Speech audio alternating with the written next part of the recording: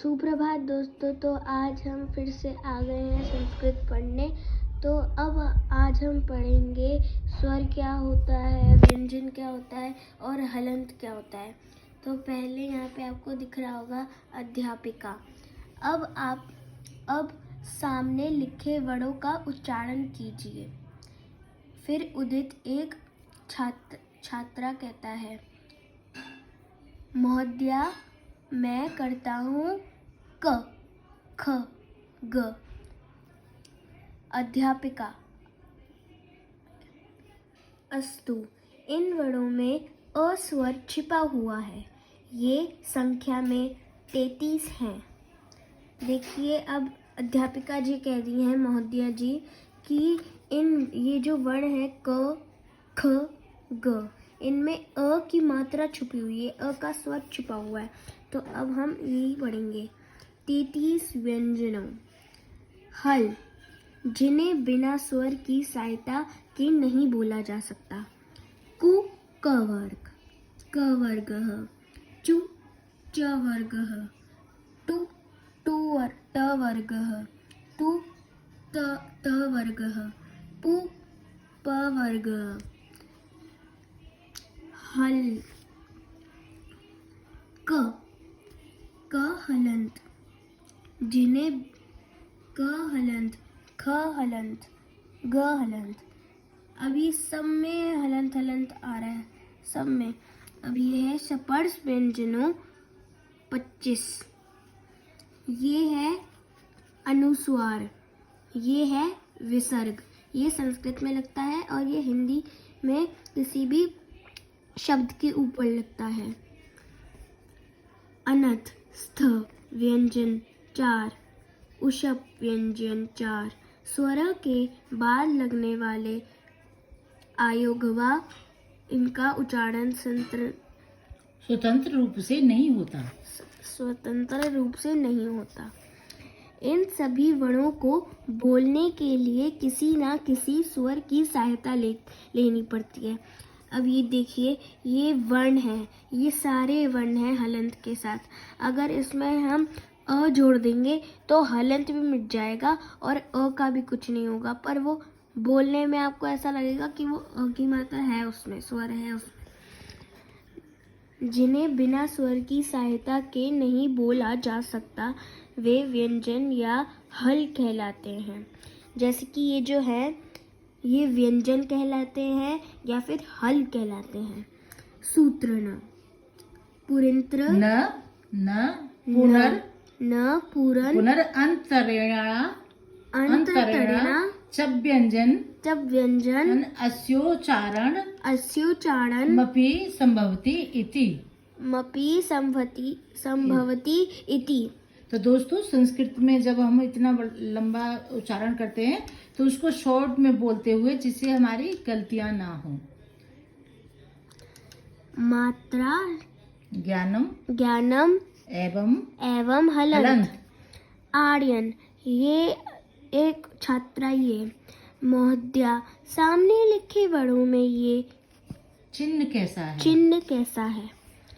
अध्यापिका, उत्तम प्रश्न है, मतलब बहुत अच्छा प्रश्न है।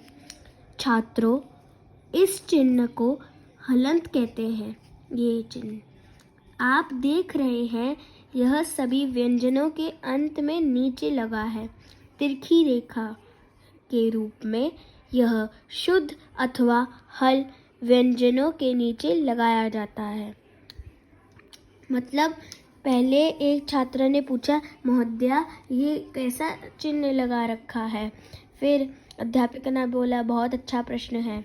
फिर उन्होंने बोला, छात्रों, यह चिन्ह हलंत कहलाता है। आप देख रहे होंगे कि ये सारे व्यंजनों के अंत में नीचे लगा हुआ है, तिरछी रेखा में। तो फिर हम इसकी जानकारी पाएंगे आगे में। मात्रा ज्ञानम बोल रहा था। जब किसी व्यंजन में कोई स्वर मिलाया जाता है तो उसका हल चिन्ह लुप्त हो जाता है और वह स्वरयुक्त या सस्वर सस्वर व्यंजन बन जाता है। उदाहरण व्यंजन। इसमें दिया गया है मात्रा ज्ञानम में कि अगर आप किसी व्यंजन या हल के नीचे तिरछी रेखा में हलंत डाल रहे हैं, ये चिन्ह डाल रहे हैं, तो फिर वह आधा वर्ण ही बनेगा, पर उसमें आप अ डाल देंगे तो वो पूरा बन जाएगा और अ और क की कोई विशेषता नहीं बनेगी, हलंत छुप जाएगा और क अ भी। इसमें वही उदाहरण दे रखे हैं। अब तो बच्चों, ये मैंने इस बच्ची को पढ़ाया है संस्कृत। जिस तरह से ये बार बार समझा कर बोल रही है, इसी तरह से आप भी इसे समझ सकते हैं। इतनी सरल तरीके से बार बार ये इसका एक्सप्लेन कर रही है, तो इसी तरह से आप भी पढ़ें छुट्टियों में। हाँ, तो अब हम दूसरे पन्ने पे आ गए हैं। ये है व्यंजन, स्वर, मात्रा। ये आपको पता ही है, ये हो गया है ना। हलंत, हल, विराम चिन्ह, जी शब्द। तो ये हम दूसरे पन्ने में आ चुके हैं। ये तो हमने पढ़ ही लिया, ये इसका ही है। अब हम पढ़ेंगे हलंत का। हल चिन्ह, जिस शब्द के अंत में हो उसे हलंत कहते हैं। यथा देव्यम शब्द हलंत है, इसका चिन्ह ऐसा है। तिरछी रेखा के रूप में वर्णों को के नीचे लगाया जाता है। शुद्ध अथवा हल व्यंजनों के नीचे की हल चिन्ह लगाया जाता है। वर्णों में स्वर मिलने के बाद हलंत के चिन्ह का लोप हो जाता है। यथा, इसमें वही बताया जा रहा है। तो मैंने अभी बताया दोस्तों आपको। यथा का मतलब होता है जिस प्रकार। यथा का मतलब अब बताने वाले हैं कि इस प्रकार, ठीक है। यथा जैसे ख के साथ हलंत है प्लस अ। ख में जब हम अ की मात्रा को मिला देंगे तो हलंत भी हमारा साइलेंट हो जाएगा, लुप्त हो जाएगा, और अ भी साइलेंट हो जाएगा, लुप्त हो जाएगा। तो हम इसे कंप्लीट शब्द बोलेंगे व्यंजन ख। इसी तरह से प बोलो। प प्लस अ इज इक्वल टू प। ये जो आपने हलंत देखा है यहाँ पे, ये भी छुप जाएगा, जैसे मेरी अध्यापिका जी ने बताया। अ प, फिर इसके बाद वही है, सारे हलंत छुप जाएगा, अ भी छुप जाएगा, बस उसका स्वर आएगा। हल व्यंजन, जिस शब्द के अंत में हो उसे हलंत कहते हैं। यथा मुनिम धनम वनम पद हलंत है। व्यंजनम चा अर्धर्मा मात्रकम सूत्र के अनुसार व्यंजनों के उच्चारणों में आदि मात्रा का समय लगता है। अस्मभि अधितम बोलो। अस्माभि अधितम। इसमें भी हलंत लगा है दोस्तों। हाँ। पुनः अवलोकन मतलब फिर से देखते हैं कि हमने क्या क्या बोला है। हमने पहले पढ़ा है वर्णों के व्यवस्थित समूह को वर्णमाला कहते हैं।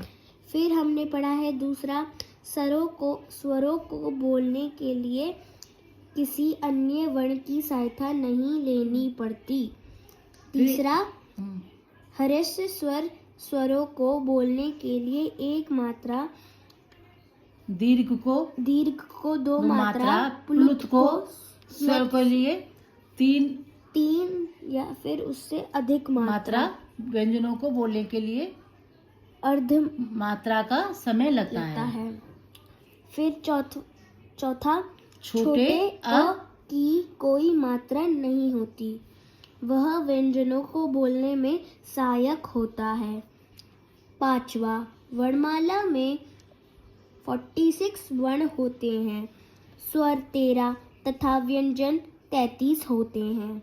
इसमें बताया है कि वर्णमाला में 46 वर्ण होते हैं, स्वर 13 होते हैं तथा व्यंजन 33 होते हैं।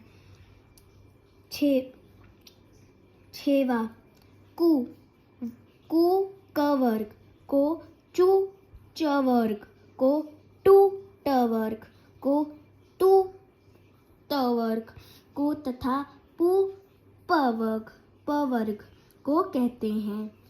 7वां स्वरहीन व्यंजनों के नीचे हल चिन्ह लिखा जाता है।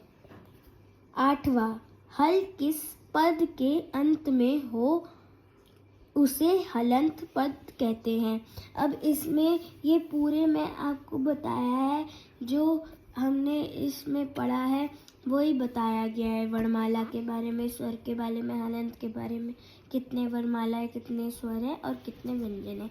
धन्यवाद।